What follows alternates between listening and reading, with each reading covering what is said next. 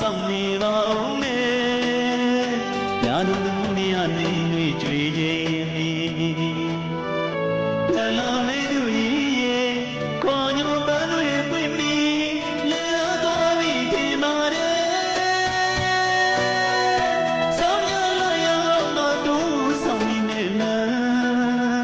မင်းကပြေးရတဲ့စိတ်ကတကပါစီ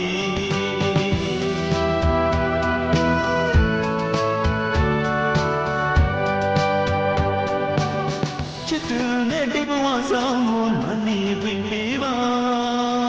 အပြစ်မှတမှုရနေဝေနေတယ်လို့ဒီနဲ့မလဲ